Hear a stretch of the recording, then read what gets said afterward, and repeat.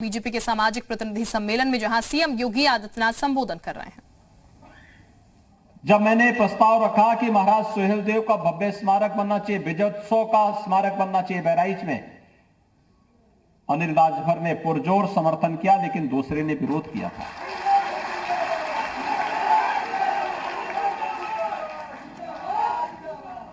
अकेले अनिल राजभर जूझ रहे थे।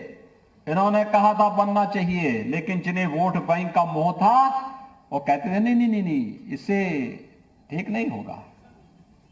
और यही भय आजादी के बाद लोगों को हमेशा हमेशा डराता था। अरे ये कर देंगे तो ये हो जाएगा, वोट बैंक खिसक न जाए, अपने इतिहास पर गौरव न करें वोट बैंक के नाते। आज भाइयों बहनों, प्रधानमंत्री मोदी जी की प्रेरणा से महाराज सुहेलदेव का भव्य स्मारक बहराइच में बन रहा है, भव्य स्मारक बन रहा है, और उसके देखरेख करने का कार्य कर रहे हैं सी अनिल राजभर।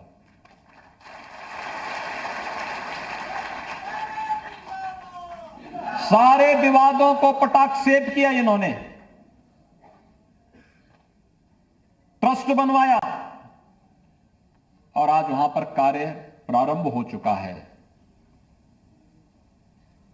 भव्य स्मारक बनेगा, देश और दुनिया देखेगी, और विदेशी आक्रांताओं को फिर बताएंगे कि भारत का शौर्य पराक्रम क्या है। और यही नहीं, हमने तो प्रधानमंत्री मोदी जी से शिलान्यास कराया। प्रधानमंत्री मोदी जी ने कहा था तमाम कांग्रेसी नेताओं के नाम पे तो डाक टिकट जारी हुए थे, लेकिन महाराज सुहेलदेव जी के नाम पर डाक टिकट मोदी जी ने जारी करवाया।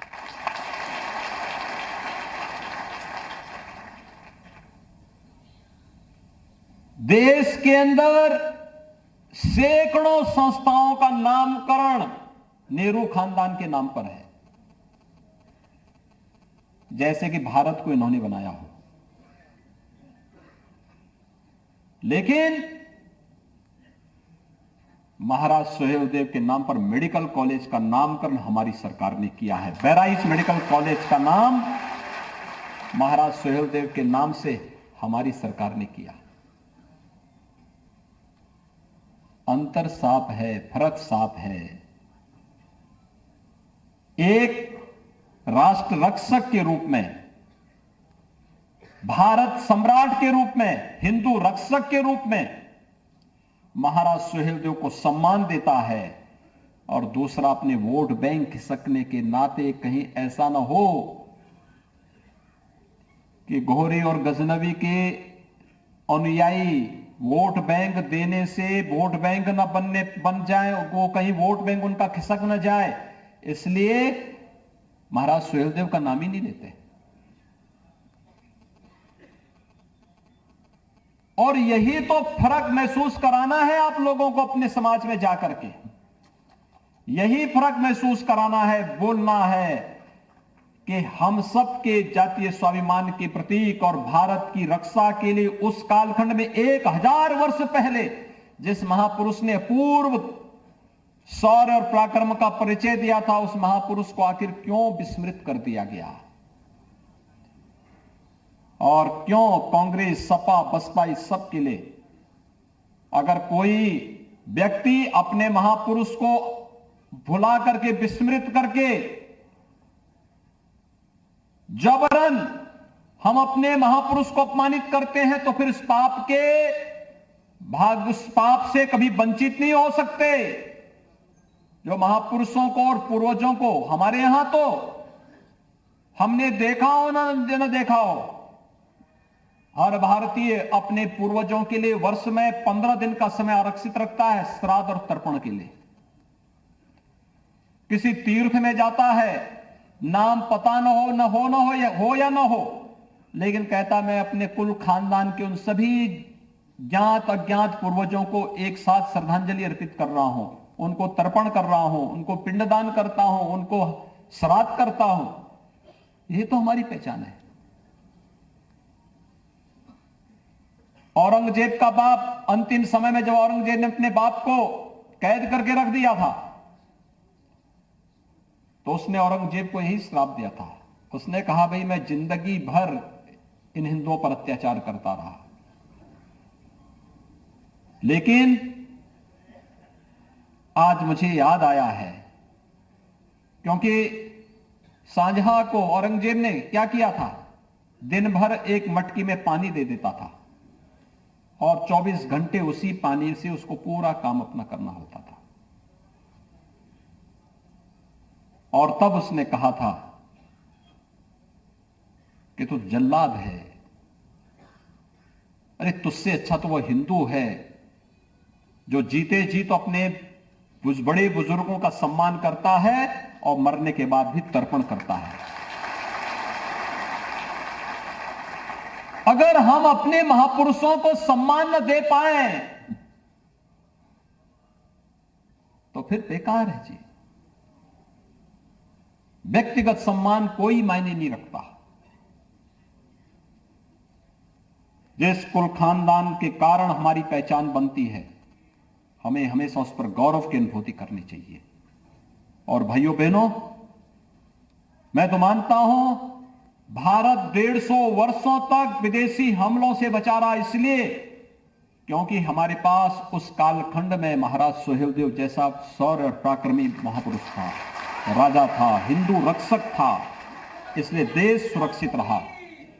भाइयों बहनों, हमने कौन वे लोग हैं जो आज महाराज सुहेलदेव के नाम लेने से कतराते हैं, उनके नाम पे राजनीति करेंगे, उनके नाम पे वोट मांगेंगे, लेकिन अनुयायी बनेंगे गोरी और गजनवी के अनुयायियों का ही। पहचानिए उन लोगों को, अपने समाज को बताने की आवश्यकता है। एक आत्म गौरव का बोध कराया है इस देश को मोदी जी ने कि हम अपने महापुरुषों के सम्मान करना सीखें। दूसरा, देश को, गांव को, गरीब को, किसान को, नौजवान को, महिलाओं को, समाज के प्रत्येक तबके को राजनीतिक एजेंडा का हिस्सा बनाते हुए शासन की योजनाओं से जोड़ने का कार्य किसी ने किया है तो मोदी जी ने किया है।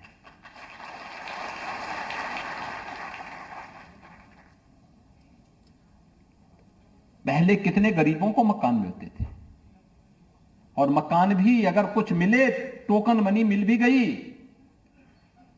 तो उस टोकन मनी के साथ अपने पूर्वजों का नाम जरूर जोड़ना होता था उन लोगों को कि कांग्रेस के पूर्वजों का नाम जोड़ो। लेकिन मोदी जी ने आवास योजना शुरू की, उस आवास योजना का नाम दिया प्रधानमंत्री आवास योजना, और हर गरीब को, उत्तर प्रदेश के अंदर 43 लाख लोगों को एक एक आवास मिला। गरीबों का आवास, उसके लिए कोई सिफारिश नहीं। हर गरीब के घर में शौचालय, हर गरीब को अन्न योजना का लाभ, हर गरीब को 5 लाख रुपए की सालाना स्वास्थ्य बीमा का कवर, हर किसान को प्रधानमंत्री किसान सम्मान निधि का लाभ। और प्रदेश के अंदर अभी आप आजमगढ़ की तरफ से, गाजीपुर की तरफ से, चंदौली की तरफ से, यहां से इस रास्ते आए होंगे तो पूर्वांचल एक्सप्रेस वे से आए होंगे, आपने देखा होगा कैसे जोड़ने का मार्ग बन रहा है, एकदम फर्राटा भरते भरते। यह है विकास का कार्य, यह है कार्य। ये काम पहले भी हो सकते थे, पहले विकास की सोच नहीं थी, क्योंकि हमारे लिए तो पूरा प्रदेश परिवार है, और सपा बसपा कांग्रेस के लिए अपना कुल खानदान ही प्रदेश है, और सब कुछ केवल करते थे अपने कुल खानदान के लिए, बाकी कुछ के लिए, किसी के लिए नहीं। और इसीलिए आप लोग तो जानते होंगे ये गुंडे, ये माफिया कैसे हावी होकर के, कैसे इनका काफिला चलता था। सड़क पर कोई गरीब, कोई व्यापारी, कोई बेटी, कोई बहन सुरक्षित नहीं मान पाती थी अपने आप को। उनका काफिला चला तो ऐसे लगता था जैसे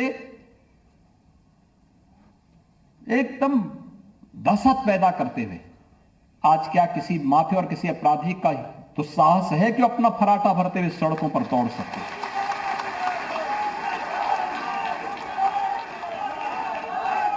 भाइयों बहनों, हम सबको जब राजनीति के प्राधिकरण को रोकेंगे, हर गांव को, हर गरीब को, हर किसान को, हर नौजवान को, हर महिला को सुरक्षा और सम्मान देकर के स्वावलंबन के साथ आगे बढ़ने के लिए प्रेरित करेंगे, तब समाज का हर तबका प्रतिनिधित्व पाएगा। और आज आप सबको गौरव की अनुभूति करनी चाहिए। अनिल राजभर कैबिनेट मंत्री है, श्री सकलदीप राजभर राज्यसभा के सांसद हैं, श्री विजय राजभर विधायक हैं, पिछड़ा वर्ग आयोग में 2-2 सदस्य हैं, ग्राम प्रधान, क्षेत्र पंचायत समिति के सदस्य, ब्लॉक प्रमुख, इन सभी पदों पर विराजमान हैं। अलग अलग स्थानों पर अलग अलग कार्यकर्ता का समायोजन ये तब हो पा रहा है क्योंकि भारतीय जनता पार्टी केंद्र में भी है और प्रदेश में भी है। और नहीं तो ये 3 लोगों का नाम मैंने आपके सामने लिखा या 5 लोगों का नाम मैंने आपके सामने लिया, क्या एक कुल खानदान के हैं? क्या अलग अलग है? कोई घोसी से है, कोई काशी से है, कोई बलिया से है, कोई अलग स्थान से है। और नहीं तो सब कुछ एक को ही दो। बाप भी मंत्री बनना चाहता है, बेटा भी सांसद बनना चाहता है, दूसरा बेटा एमएलसी बनना चाहता है, बाकी करना चाहता है, बाकी और सब लोग टुकटुकी लगा के देखते रहो। ये सब ब्लैकमेलिंग बंद करवाओ, एकदम बंद करवाओ। और इस दृष्टि से आज मैं आपके पास आया हूं आपसे कहने के लिए, हम सबको आज एक बार फिर से अंगड़ाई लेनी होगी, खड़ा होना होगा, राजनीतिक ब्लैकमेलिंग की दुकानों को पूरी तरह बंद करना होगा। और भाइयों बहनों, जिस दिन राजनीतिक ब्लैकमेलिंग की दुकानें बंद होंगी, हर समाज का व्यक्ति समाज के महत्वपूर्ण दायित्वों का निर्वहन करने की क्षमता रखते हुए आगे बढ़ता हुआ दिखाई देगा। कोई रोक नहीं पाएगा जी, कोई रोक नहीं पाएगा। एक बार बनने दीजिए महाराज सुहेलदेव का भव्य स्मारक।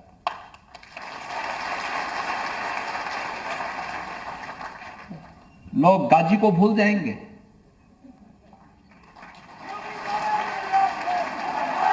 और यही तो पीड़ा है गाजी के अनुयायियों को, यही पीड़ा है कि कहीं गाजी को भूले तो राजनीतिक रूप से इनके लिए हमेशा का वनवास हो जाएगा, हमेशा के लिए वे जनता के द्वारा कूड़ेदान में फेंक दिए जाएंगे। और इसलिए वे महाराज सुहेलदेव के स्मारक का विरोध करना चाहते हैं, प्रत्यक्ष नहीं कर पा रहे हैं तो अप्रत्यक्ष रूप से षड्यंत्र में हिस्सेदारी बन गए हैं। बताने की आवश्यकता है।